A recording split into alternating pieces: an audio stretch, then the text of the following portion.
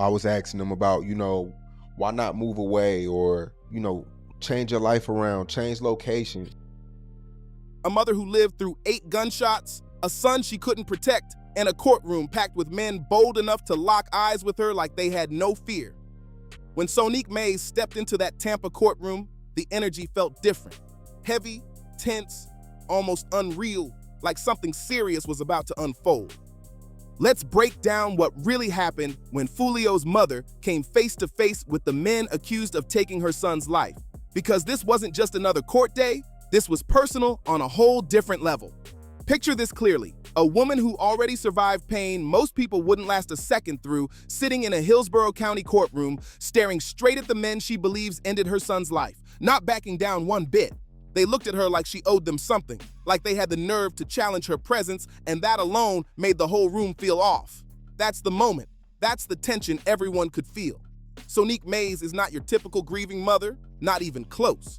This is a woman who took 8 bullets and still made it out alive, still standing strong in 2026 while 4 men, Isaiah Chance, Sean Gathright, Rashad Murphy, and Deanne Murphy, sit on trial for first-degree murder in the death of her son, Charles Jones Jr., known in the streets as Julio Foolio. Before diving deeper into what's happening in that courtroom right now, you need the full picture, because her story isn't random or surface level, it hits deeper than what headlines show. This is a woman who survived a targeted shooting, something meant to send a message to her son back in August 2018. As I'm biking out, I'm letting my garage down. Then I just heard the bullets, heard the gunshot. The first thing I could think of was to duck down to the passenger side. Early morning, around 4 or 5, she was just getting ready for work, backing out of her garage in a calm Jacksonville neighborhood. The kind of place she described as nice, not rough, just regular homes where people cut grass and greet the mail carrier like it's routine. Her son had just messaged her from Atlanta, excited about his music hitting 1 million views, and she was feeling proud, smiling, having a real mother moment before everything flipped in seconds. Then suddenly, gunfire broke the silence and everything changed fast. Think about that for a second. So finally when I heard the gunshots stop, I just slow rolled my car to the, playing like I was dead. Someone's mother simply leaving for work and shots start coming from the shadows like she was a target. She moved quick, ducking toward the passenger side because she knew she couldn't take a hit to her upper body, and that move likely kept her alive. But 8 bullets still hit her. 8! Her left side took the worst of it while bullets traveled through and got stuck on the other side like chaos inside her body. She still carries fragments near her spine today, dealing with a fractured femur and a damaged pelvis that forced her to relearn how to walk with support. That kind of strength stands out. She stayed still and pretended not to move so the attackers would believe it was over. She slowly let the car roll forward to make it seem real, playing her part perfectly, and only when she felt it was safe did she circle back so her neighbors could finally see and rush to help. They talked about it. Wow. So they after this happened, they were bragging about it? Yeah. That kind of sharp thinking doesn't come from nowhere. That's survival mode fully locked in. People nearby came running out, some even carrying protection, while a nurse next door jumped in trying to control the bleeding and keep her stable. The whole block reacted fast because nothing like that ever happened in that quiet area. It shook everybody. Now here's the part that really hits hard. She already knew why it went down. It wasn't random, not a mix-up, nothing like that. She said it clearly. They were aiming for her son, and when they couldn't reach him, they targeted her instead. And it gets even more disturbing. She said the people responsible later made multiple songs bragging about what they did, actually speaking on it like it was something to celebrate, talking about going after someone's mother like it was entertainment, like it was just lyrics with no weight behind it. Let that sit for a moment. People really putting that kind of thing into music. And even after everything she went through, the injuries, the recovery, the stress, the financial damage from missing work and losing her car, she still chose not to respond with violence. She didn't send anyone after them and refused to keep that cycle going. She urged her son to step away from it and focused on healing herself while the conflict kept building on the other side. That's the background. That's the reality of who she is. So when you hear that Sonique Mays was sitting inside a Tampa courtroom in April 2026, Looking directly at the men accused of completing what started back in 2018, understand clearly, this is not someone fragile or easy to shake. This is a mother carrying deep emotional scars and real physical damage, still with bullet fragments in her body, and she showed up determined to see justice handled. The trial officially began on April 22, 2026, with opening statements where prosecutors described it as a planned attack tied to ongoing conflict connected to the death of Foolio during his 26th birthday gathering in Tampa. All four defendants, Isaiah Chance, Sean Gathright, and the Murphy cousins, are facing serious charges, including first-degree murder and conspiracy, with the possibility of the highest penalties still on the table. But like when you spoke to him, like you being his mom, you knowing him outside of rap, you knowing him, you knowing the real. I definitely wasn't going to be able to tell him nothing then. But here's where things started getting confusing online, because before this April 2026 trial even began, there had already been another case that wrapped up earlier, and the outcome caught a lot of people off guard. That earlier case had people questioning everything, wondering if the larger situation was falling apart, and Sonique Mays was present through it, watching closely and speaking out in a way that got attention fast. So now it's time to really break down what happened, why people reacted so strongly, and what that courtroom tension actually looked like, because the truth behind it goes deeper than quick headlines. Now rewind to October 2025, before the current defendants even faced court. Prosecutors chose to handle one case separately, focusing on Alicia Andrews, who was connected to Isaiah Chance at the time. Alicia wasn't accused of firing a weapon, and she wasn't labeled as one of the 3 people who allegedly shot 31 rounds into Julio's Dodge Charger. Her role, according to prosecutors, stayed behind the scenes, but they argued it was just as important to everything that happened. They described Alicia as the spotter, the one watching closely, keeping track, acting as the eyes throughout the night. Prosecutors said she was riding in a silver Chevy Cruze with Isaiah Chance, moving from club to club while tracking Julio's location and sending updates back to the group in a black Impala so they would know exactly when to make a move. Was he able to locate recorded and stored video footage from the time or around the time the shooting occurred? Yes, he did. And did you view it? I did. She was also accused of arranging the Airbnb where everyone stayed and even monitoring Julio's Instagram in real time to follow his movements. According to that argument, without someone in that position, the entire plan would lose direction and fall apart completely. The evidence presented looked heavy, phone data placing her movements alongside Julio's throughout the night, surveillance footage including a McDonald's drive-thru moment showing her with a co-defendant, along with deleted messages, erased social activity, payment records, and statements that didn't line up when she spoke with investigators. To many watching, it seemed like the case was locked in tight. But everything shifted when Alicia took the stand on October 31st, 2025, and told a completely different version of events, saying she had no knowledge of any plan and also claiming that Isaiah Chance had been controlling and harmful toward her. She even told the jury about a moment where she said he assaulted her for nearly 20 minutes, painting a picture of fear and control that she claimed shaped her actions. According to her, she stayed at the Airbnb, posted normal content online, and didn't learn about Julio's death until after everything had already happened. Her defense came down to one main point. She was a victim caught in a situation, not someone involved in planning harm. But once cross-examination started, things began to unravel fast, and the pressure showed.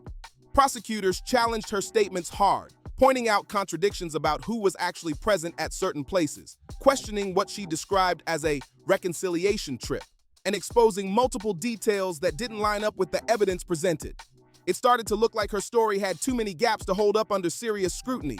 Still, just the overpressure and concussion of the shots being fired from a rifle in close proximity to the vehicle would have created enough vibration to trigger an alarm system.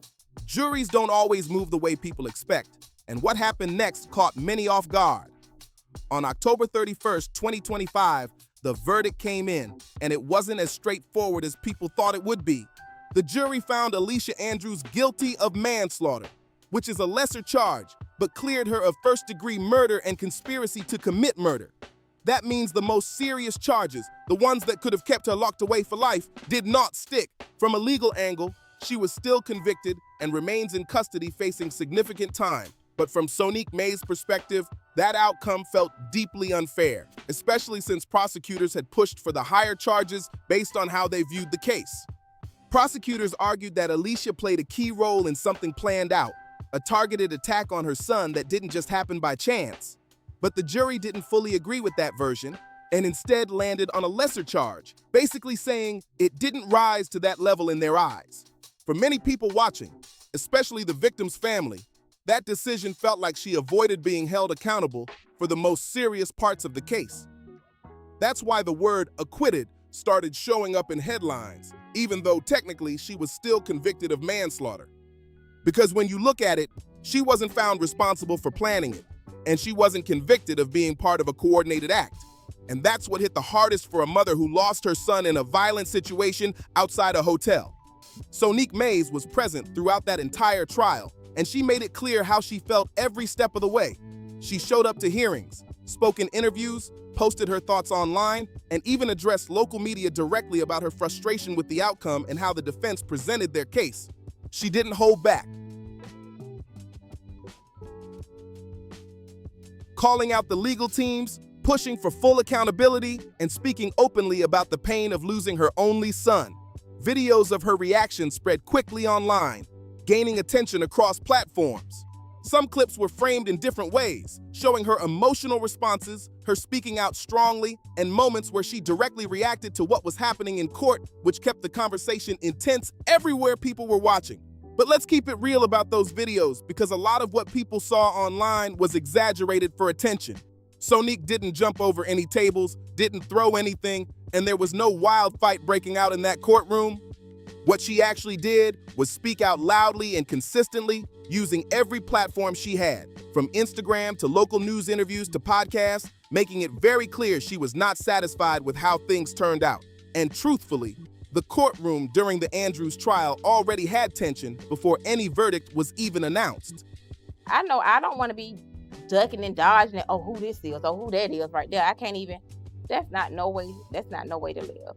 Judge Michelle Cisco had to correct the defense team more than once for gestures like eye-rolling and interrupting out of turn, which only added to the pressure in the room.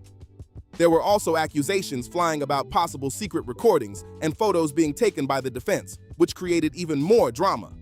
At one point, Sonique's own attorney had to publicly deny recording anything during proceedings, showing just how chaotic things were getting. Now, that moment alone says a lot about the relationship between Sonique and her son. While he was alive, she tried to guide him away from conflict, telling him to step back from the back-and-forth tension and public disputes. But once he made up his mind, it was hard for her to change it. So now, years later, sitting in that courtroom without him, she's focused on making sure the people she believes were involved are held accountable, standing firm and refusing to stay silent about it. When the jury came back with manslaughter instead of murder, it hit hard, and you could feel the frustration building instantly. Sonique didn't step back or go quiet after that verdict. She kept pushing forward, refusing to let it just fade away. She stayed active, speaking out through social media, making it clear she was tracking every hearing, every decision, every update connected to the case. Her Instagram basically turned into a running journal of her fight for accountability, showing she wasn't treating this like something that ended with one courtroom moment. But things got even more complicated in January 2026, when an appeals court removed Judge Michelle Cisco from the sentencing phase after a bias petition was filed by the defense team. That move shifted everything, adding another layer of uncertainty to an already tense case. A new judge, Kimberly Fernandez, was assigned, and sentencing kept getting delayed multiple times, with a hearing mentioned for May 11th, 2026, though by April 2026, nothing was fully locked in yet. Alicia Andrews remained in custody, not free, but also not facing the full weight of the original first-degree murder charge that prosecutors had pursued. And Sonique Mays stayed locked in on changing that outcome, still pushing forward as all of this unfolded. Meanwhile, while the legal chaos around Alicia continued, the four main defendants were still waiting for their own trial to begin. When that trial finally started in April 2026, Sonique was back in the courtroom front row, still carrying physical trauma from the shooting, still watching closely as the men accused of pulling the trigger on her son's case were finally brought before the court. Finally coming face to face with the evidence, the trial turned into a massive mountain of proof stacked against the defendants. While I was in the hospital, Not like, hey, we need to just stop this or whatever. But at that point, I can't tell him nothing. I can't tell nobody nothing. I can't tell people who calling me from different places nothing. This was the joint trial of Isaiah Chance, Sean Gathright, Rashad Murphy, and Davian Murphy, which kicked off on April 22nd, 2026 in Hillsborough County, and the prosecution came in fully prepared. They brought what looked like receipts on top of receipts, including surveillance footage from multiple angles, phone records, text messages, and digital tracking data, all pointing in one direction. One of the most shocking pieces came from dash cam-style evidence tied to a Tesla parked in the hotel lot that night. The vehicle had Sentry mode activated, which basically turns it into a recording system that captures motion around it automatically. Investigators tracked down the Tesla owner, who was staying at the Home 2 Suites, and accessed the footage directly from the car's dashboard system on site. What that footage allegedly showed was intense, with a black Chevy Impala and a silver Chevy Cruze both passing through the area, vehicles later linked to the suspects. Then it escalated even more, showing individuals running through the parking lot with weapons, including one person firing an AR-style rifle at extremely close range. The gunfire was so loud and powerful that it triggered the Tesla's alarm system instantly, shaking the environment around it and showing just how chaotic and violent the scene had become in real time. The Tesla ended up catching the entire incident from multiple angles, thanks to its built-in cameras positioned all around the vehicle, basically turning it into a moving surveillance system right in the middle of everything that was happening. Duck was a leader as well. Foolio, I know a lot of people look up to him. It's just that leadership mentality to where as though you just want to control the ship, and you feel like if you leave, it's like a guilty conscience. Alongside that, hotel security footage added even more detail, showing the Impala entering the parking lot, moving north along the east side, then circling back around toward the west before pulling up near where the Tesla was parked. At the same time, the Cruze was seen making sharp turns and then fleeing south on 44th Street, while another vehicle connected to the chaos got into a collision involving a fleeing Altima and a Hyundai, adding even more disorder to the scene. One of the shooters was even captured running through a patio area and crashing into a tree during the confusion, all of it recorded clearly on camera. Now, when it comes to the Impala, things start looking even more questionable because that vehicle, used as the main getaway car, was registered to Sean Gathright's own mother. That detail alone shocked people because investigators say the same car was linked to a coordinated, premeditated murder plan that crossed state lines, raising serious questions about how it was used. It didn't stop there either. Ring camera footage allegedly showed Sean and others loading multiple bags into the Impala the day before the incident. And this wasn't described as light travel luggage. Prosecutors pointed out several large bags, including multiple backpacks and a heavy duffel bag that was difficult to lift. According to the state, those bags weren't just clothing. They were allegedly filled with weapons, magazines, and ammunition transported from Jacksonville down to Tampa. The defendants later tried to spin it as if it was all for a music video, but investigators pointed out there was zero proof that any filming ever actually took place, and the timing simply didn't line up at all. They were in Tampa for roughly 17 hours total, so the idea of hauling multiple heavy bags for a shoot that never happened after a homicide raised even more questions.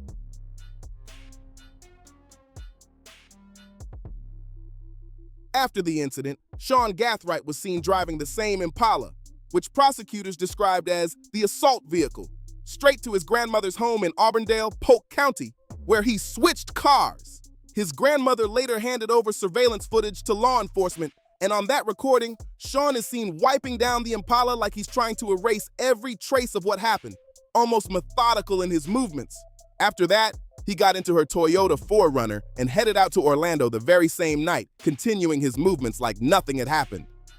While at a club, he was recorded posting himself drinking Don Julio tequila, which added another layer of controversy since Julio was the name associated with Charles Jones's stage identity, turning a simple post into something prosecutors argued looked like taunting. That kind of behavior was used to help paint a larger gang-related narrative in front of the jury, showing what prosecutors claimed was a lack of remorse. Meanwhile, the other defendants took a completely different route back from Tampa. Rashad Murphy, Davian Murphy, Isaiah Chance, and Alicia Andrews all used an Uber, covering a trip of about 208 miles over roughly 3 hours and 25 minutes from a Tampa Airbnb back toward Jacksonville. The Uber driver later testified that he picked up 3 passengers from the Airbnb location adding another verified piece into the timeline of events. They sat in the back seat of that Uber on their phones the entire ride. No masks, no effort to cover their identities, just completely exposed the whole way through. That driver ended up becoming a key witness because his testimony helped lock in a major piece of the timeline. Of course, I don't want to talk now.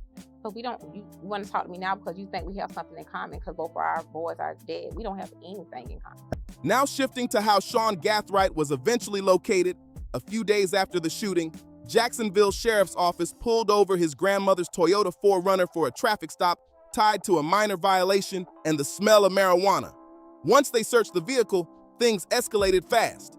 Inside, investigators say they found Glock magazines, extended magazine parts for AR-15 style rifles, and boxes containing empty .223 and 5.56 shell casings, along with 2 separate boxes of 9mm ammunition, all Max Tech brand. That detail mattered because it matched the exact brand and head stamp linked to shell casings recovered from the Tampa crime scene, connecting the evidence directly across locations. It didn't stop there either. When they searched Sean's residence in Jacksonville, they reportedly found more of the same Max Tech 9mm ammo, along with multiple firearms, an AR-15 chambered in .300 blackout, and additional boxes of both .300 blackout and 5.56 rounds. They also discovered a brass catcher, a device used to collect shell casings during firing so nothing is left behind, suggesting an effort to avoid leaving evidence at a scene. Inside that same brass catcher, investigators found 2 9mm shell casings that had somehow been caught in the mesh, and forensic testing by the Florida Department of Law Enforcement matched them to a casing from the Tampa crime scene. That link pointed back to the same Glock firearm, which was never recovered, but was strongly indicated through ballistic evidence and traced back through materials found in Sean Gathright's possession. Remember how Foolio survived that earlier shooting where he was hit in the foot back in October? That detail comes back heavy here, because the 5.56 casings later found in Sean's belongings were compared directly to the ones recovered from that earlier attack. And investigators say it matched, same weapon pattern, tying everything tighter than anyone expected. That's why he was labeled the weapons man in this whole operation, the one connected to the hardware behind the scenes. Meanwhile, Rashad Murphy stood out for what investigators described as some of the worst operational security imaginable. The day before the murder, Rashad was seen walking into a Jacksonville Walmart to buy a burner phone, and it didn't stop there. He was caught on camera wearing a very specific outfit, distinct shoes, and a recognizable belt that made him easy to track. Then the next night, those exact same items allegedly show up on a shooter captured during surveillance tied to the ambush. Same shoes, same belt, and during questioning, things got even more telling when he was seen shooting left-handed in footage. When detectives asked him to sign paperwork with his right hand to check his dominant side, he struggled because he was actually left-handed, and according to investigators, may have been trying to throw them off in the process. From there, the trail just kept stacking up. Phone pings tracked movements between Jacksonville and Tampa, Ring camera footage from residences, Uber receipts, Walmart surveillance, and ammunition records all lining up with weapons and vehicles tied to the case. It looked like every move left a digital footprint behind. Detective David Alverson laid all of this out in court on April 23, 2026, breaking down the 31 shell casings, the 2 vehicles involved, the hotel damage, and the forensic links holding the entire timeline together. Victims and witnesses, including Camilla Bentley, who was injured in the arm, described the chaos firsthand, while hotel guests recalled bullets striking rooms as panic spread, with even children caught in the middle of the confusion. Gang detectives came into court and laid out the full Jacksonville drill feud history, stretching the connections and rivalries all the way back to at least 2019, building a long timeline of tension that led into everything the jury was hearing. Through it all, Sonique Mays sat in that courtroom and absorbed every single detail, watching footage of her son being ambushed, seeing the Tesla Sentry mode clips of shooters running through that parking lot with rifles, and taking it all in while carrying the weight of someone who already survived being shot 8 times. That's where the real confrontation shows itself, not in any physical fight, but in her presence day after day, refusing to look away from the men she believes were responsible for taking her son's life. And the truth is, this confrontation didn't start in court, it started long before the trial ever opened. Sonique had already been confronting this reality through her voice, her public statements, and her refusal to stay silent or disappear from the process. Back during the 2025 pretrial hearings, she noticed something that shocked her. The defendants were allegedly staring her down in court, turning toward her, locking eyes, trying to intimidate the mother of the person they were accused of killing. That kind of behavior added even more tension to an already heavy atmosphere, especially given everything involved in the case. Instead of backing off, Sonique responded publicly, posting on Instagram in a message that quickly spread across social media and hip-hop circles. She wrote, "The suspects stare me down in court. You cannot intimidate me, justice for Charles Jones II." That right there is the confrontation in its purest form. A mother looking straight into the eyes of the men she believes tore her world apart and making it clear, "You don't scare me. I already buried my son, and nothing you do after that can break me any further." That mindset carried her through every single court appearance, step by step, without backing down once. She refused to stay away, refused to be pushed out of the courtroom, and refused to let anyone think they had control over her presence or her voice. When the Andrews verdict came down in October 2025 with a manslaughter conviction instead of a murder ruling, she didn't disappear or stay silent. She stood right in front of the cameras, speaking out, posting online, and calling attention to what she believed were serious issues with how the defense approached the case. She also directed criticism toward the attorney representing Alicia Andrews, making it clear she was not accepting the outcome quietly or without challenge. During the trial itself, when defense counsel was seen reacting with gestures like eye-rolling and interruptions during moments of courtroom tension, she was present, watching everything unfold and continuing to speak out despite the atmosphere. Through it all, she remained vocal and visible, refusing to be silenced by the process or the people involved. The viral clips circulating online, often labeled as confrontations or dramatic courtroom moments, show her post-hearing reactions, emotional statements, and strong responses to what she was witnessing. But at the core, it's a mother expressing grief, anger, and determination every time she was given a platform to speak. She has never physically attacked anyone, never rushed the defendants, never turned it into some kind of out-of-control courtroom scene. What she has done is something heavier in a different way, staying composed while dealing with deep personal loss and using every legal and media avenue available to keep her son's name present in the case as it moves forward. And that's where things need to be made clear, because this is not some exaggerated courtroom chaos moment where someone is jumping tables or turning it into a TV-style confrontation. That didn't happen. The four main defendants, Isaiah Chance, Sean Gathright, Rashad Murphy, and Davian Murphy, have not been acquitted, and their joint trial only began on April 22nd, 2026. No verdict has been reached at this stage, and they are still facing first-degree murder charges with the possibility of the death penalty still on the table. The confusion around acquittal comes from a separate part of the case involving Alicia Andrews, who was found not guilty of first-degree murder and conspiracy, but was still convicted of manslaughter. That outcome is the closest thing to an acquittal in this broader story, but even then it's only partial, since she remains in custody and is still awaiting sentencing. Her case also shifted significantly when her original judge was removed in January 2026 after an appeals court approved a bias-related petition, which led to multiple delays and reassignment of sentencing proceedings. Meanwhile, the real confrontation is Sonique Mays continuing to show up in court day after day, sitting in front of the same defendants she believes were involved, refusing to be intimidated or pushed out of the process. It's her sitting through opening statements on April 22nd, 2026. As prosecutor Scott Harmon lays out detailed evidence, from the 31 shell casings to Tesla surveillance footage, Uber records, and Max Tech ammunition links. It's also her listening as defense attorneys push back, shifting responsibility, questioning evidence, and trying to challenge whether the prosecution's narrative holds up under pressure. While one of the defendants, Davian Murphy, was even seen laughing during court proceedings, and that moment hit the room in a way that was hard to ignore. Think about it. A mother sitting there after surviving 8 gunshots in her own life, after spending years warning her son to move differently, now watching a courtroom where one of the men accused of her son's death is smiling and laughing. That level of disrespect is something most people would struggle to sit through, but Sonique stayed composed and kept going anyway. She has also been very clear about what she believes fueled the entire situation, and in her view, it wasn't just street conflict in the traditional sense, it was the music culture around it. She pointed to diss tracks, drill rap, and online narratives that turned real pain into entertainment, where grief gets replayed as content and personal losses become public discussion points. In her words, her son wasn't targeted because of robbery or random violence, but because of lyrics, words recorded and circulated that escalated real-world tension. She described a cycle where disrespect, name-dropping, and grave talk online helped turn tragedy into viral attention. And that environment made things more dangerous instead of calming them down.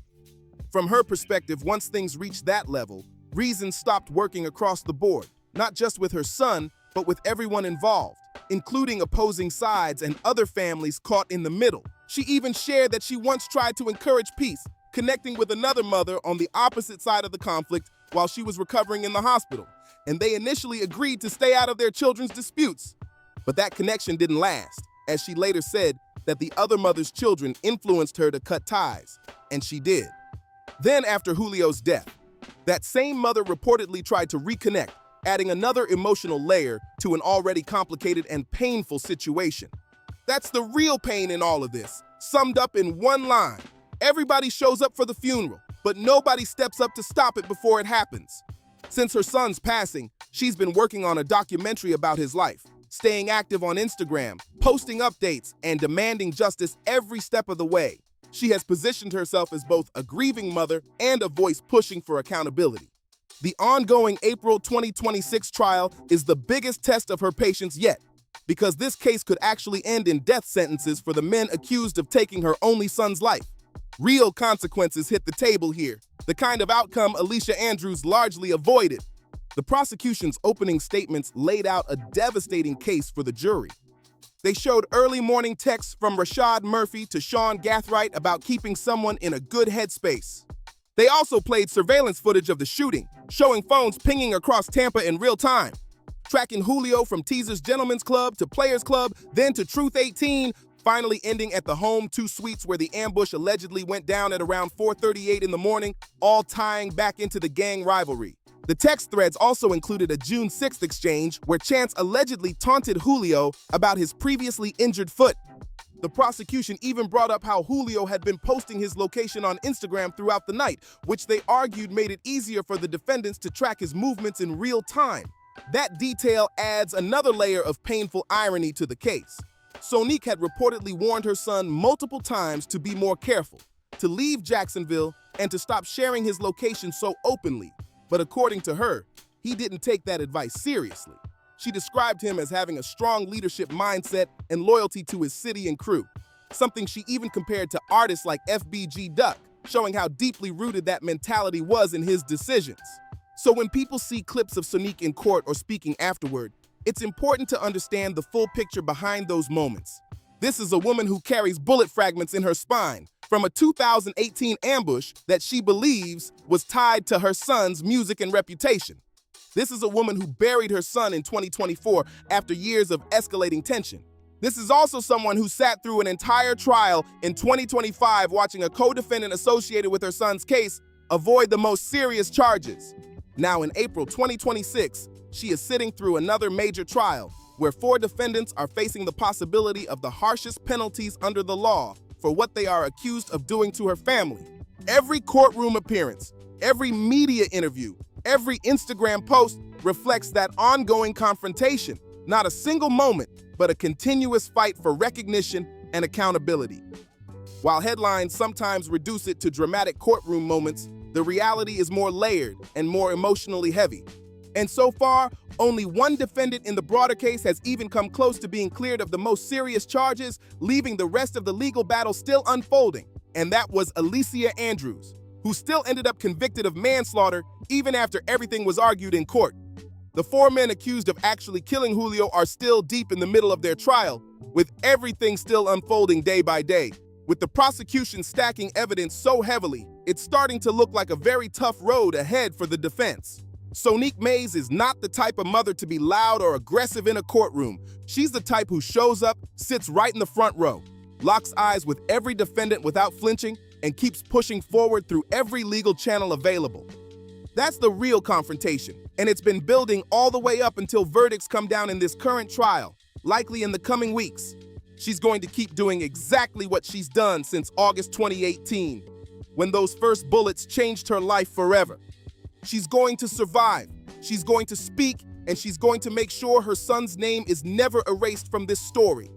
The trial continues in real time, and witnesses are still taking the stand. The 4 defendants are still seated in court, with Davian Murphy already observed smiling during proceedings like it's not real life unfolding in front of them. And Sonique is still there, scars and all, sitting through every moment, waiting for the jury's final decision on justice. The jury is the one that will ultimately decide whether accountability is delivered in this case or not. For now, the only thing truly cleared in the public eye is the idea that anyone could break her spirit. She has made it clear through every statement, every post, and every appearance that no stare, no verdict, and no defense attorney's gesture is going to push her off her mission. That's the confrontation, that's the story, and that's Sonique Mays. If you watch this breakdown all the way through, make sure to like, subscribe, share, and comment your thoughts below.